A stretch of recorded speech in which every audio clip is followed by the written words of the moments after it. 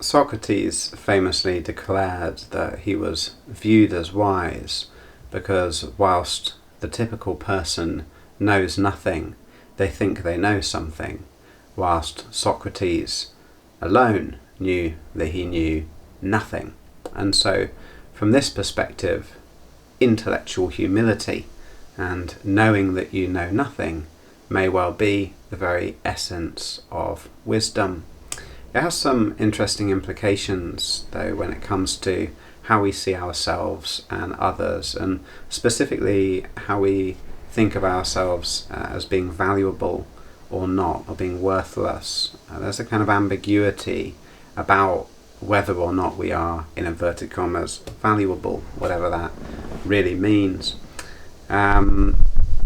We can't really stand apart from ourselves and judge ourselves. We can only really be ourselves, this strange being looking out from nowhere on his body, on his thoughts, his emotions.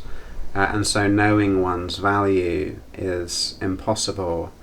And yet we kind of obsess over it, over our value, over whether we're worthless pieces of shit or whether we're amazing and great and wonderful.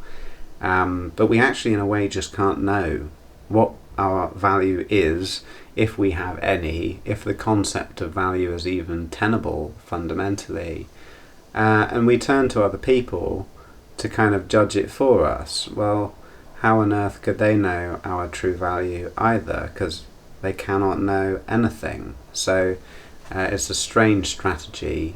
I suppose we want to be subjectively valued by others, and so it's more of a verb, that valuing that we desire out of some validation.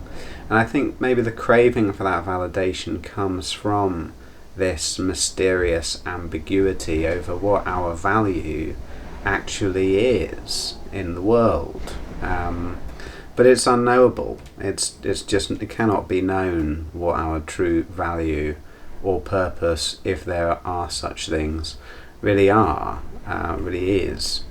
I lost that sentence a bit there, didn't I? But anyway,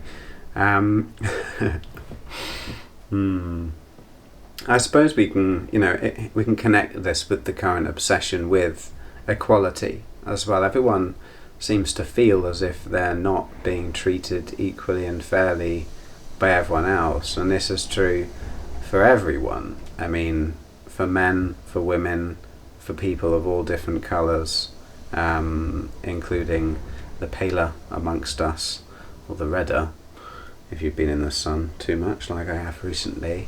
People obsess over equality, but I can't help but think that this notion of equality itself is a kind of a based on nothing, because there's no such, if there is such a thing as objective value, we can't know it, and so that's that. Whatever our value is a mystery, and if there is no such thing as objective value, you might say we're all equally worthless. This, I suppose, is one of the silver linings of nihilism, that if there are no objective values, then that does mean we must all be equal in some sense. I think you can go a bit further with it. Instead of claiming that the lack of objective value in the world implies worthlessness, I think more that it encourages us to completely abandon the very concept of evaluation. So people literally are rendered invaluable by nihilism, by the lack of objective meaning.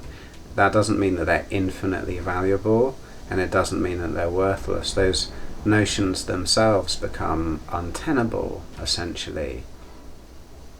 So what are we talking about when we talk about equality? We're talking about relational dynamics, actually. We're talking about people treating us in similar ways, or subjectively valuing us to equal degrees, which, in terms of like creating systems of law, is perhaps plausible and possible, and like systems of human rights and that kind of thing. But in terms of like trying to micromanage the nuances of day-to-day interactions is insanity, I think. We can't be expected to treat everyone in the same way as if we value them equally. Like, if a woman finds one guy really attractive and another guy not so attractive, she's not going to treat them as if they're equally valuable, because she doesn't value them the same amount. Like, it's obvious. Why are we pretending otherwise? And I think a lot of the kind of debates and discussions around gender politics begin with this kind of bizarre expectation that things could be otherwise on that front. There are many things that influence the degree to which we value other people.